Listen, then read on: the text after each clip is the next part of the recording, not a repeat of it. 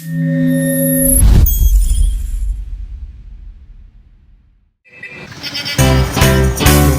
araw, nagmamaniw sa kubaw. Aking nakita, babaeng saksakan ng ganda. Sinundan ko ang konsens.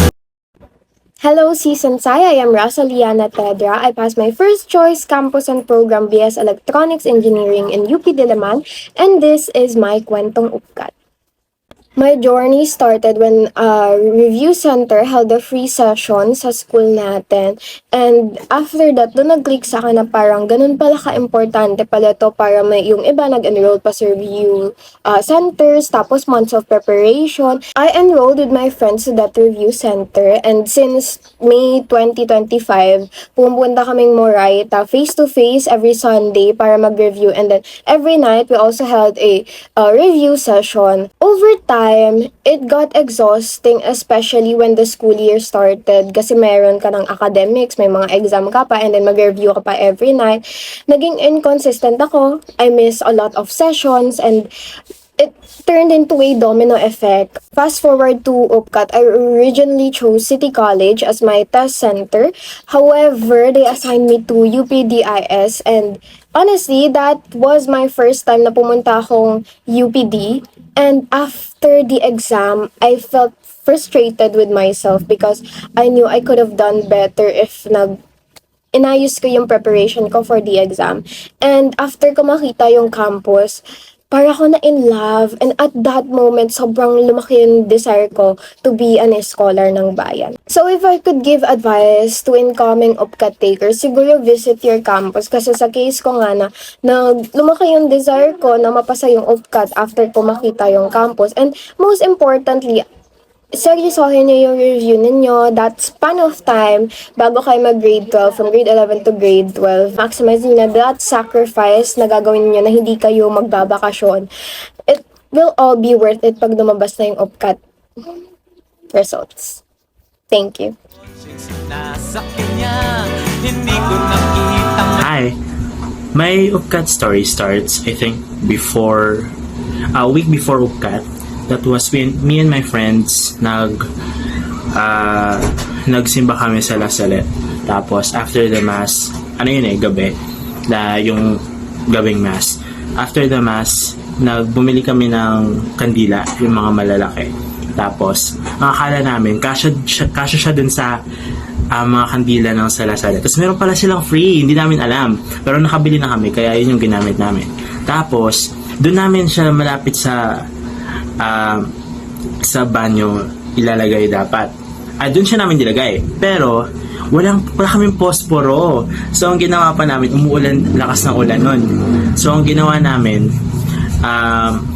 umakit kami sa taas sa mga maraming kandila. Kukuha kami ng apoy. Tapos bababa kami. Tapos habang umuulan, nakagano kami sa kandila namin. Tapos ilalagay namin doon. Tapos after namin ilagay, nagkaroon kami ng moment of silence, I think mga 3 minutes or so. Tapos pinag-pray lang namin yung isa't isa na makapasa sa UPCAT. Tapos fast forward, the day before UPCAT, hindi ako makatulog. Hindi ko alam bakit, pero like hindi siya mainit, hindi siya malamig.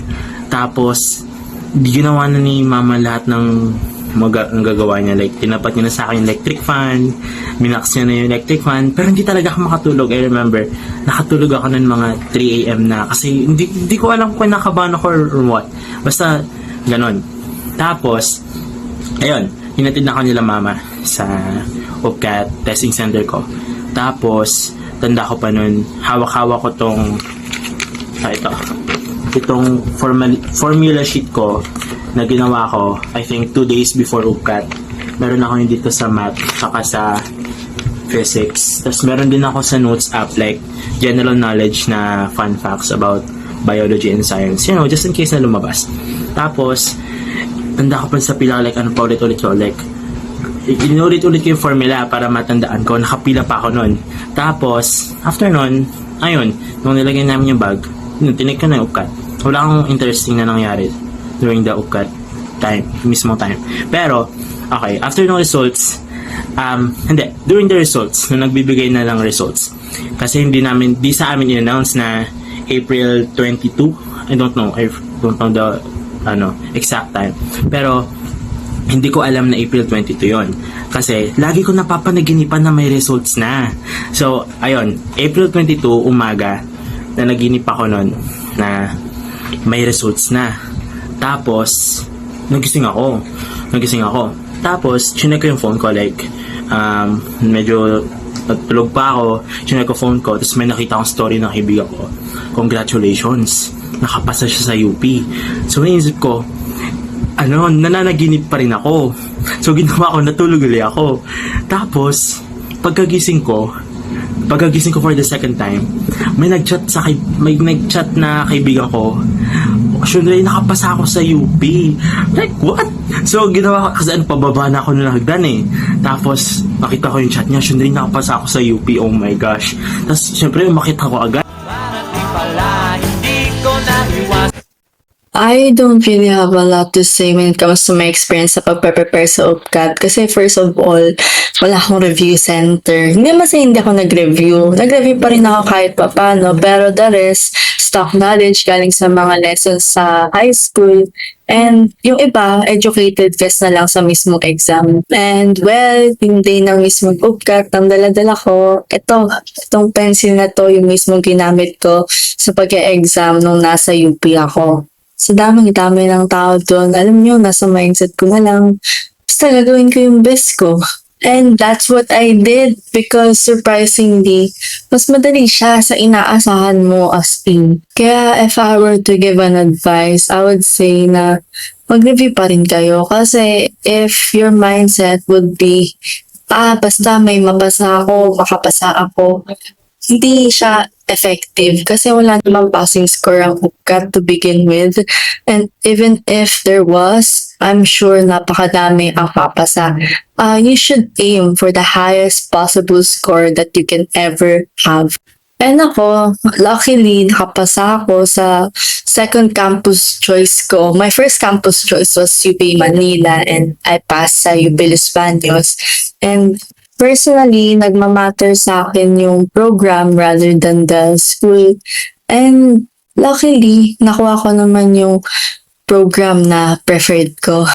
Ayun, good luck. And sa mga grade 11 pababa, galingan nyo pa kasi meron pa kayong chance para itaas yung grades nyo kasi nagmamatter talaga yan when it comes to UP. And sa mga incoming grade 12, good luck and may chance pa kayo na mag-review. Malapit na pero kayang-kaya nyo pa yan. Kami bigla nagkabanggaan. Hello, so ang kwentong UPCAT ko ay nung August 3, Sunday, the day of the exam yun. So kami kasi yung last batch na magte-take ng UPCAT. Second day kami and afternoon schedule. So dahil nga afternoon pa yung exam, nung umaga pumunta muna kami ng friend ko sa church. Tapos hindi ko makakalimutan yun kasi habang nagpe-play yung worship song, umiiyak talaga kami. Kasi ako, sobra yung hopelessness na nararamdaman ko that time. Tapos yung lyrics pa ng worship song, nagre-resonate talaga siya sa akin. Kasi unlike my other classmates, I know that I wasn't prepared enough. Kasi unlike them, hindi ako nag-review center. Talagang umasa lang talaga ako sa mga free review sessions online and kila Sir Ten nung pumupunta sila sa amin before mag-UPCAT and may free review sila. So ayun, alam ko na hindi ako papasa kasi hindi ako nag-aral ng mabuti. So ayun, that time sa church talagang pinag-pray ko na lang na whatever the outcome is, whatever the result is, sana matanggap ko siya and hindi ako makaramdam ng too much regret. Ayun, I just prayed for my peace of mind. Hindi ko na pinag-pray na sana pumasa ako, ganun. Kasi alam kong hindi talaga. Tapos, sabi kasi nila, after daw ng exam, malalaman mo kung pumasa ka or hindi kasi mararamdaman mo siya. Pero ako, pagtalabas ko ng testing center, alam ko talaga na hindi ako papasa. Alam ko na wala akong chance. Tapos I felt very hopeless. Pero pinag-pray ko na lang talaga yung peace of mind ko na kung ano man yung will ni God, sana matanggap ko yun. And with all my heart, ayun, miraculously, pumasa ako. And I'm not saying na it's a good thing na hindi ako nag-aral mabuti. Hindi siya flex, kasi I barely even pass. So, ayun, what I want to say is, if you have faith, then everything will work out just fine. And all you gotta do is to trust God and don't worry too much. Because He knows what's best for you and He has a plan for you. So, ayun, thank you.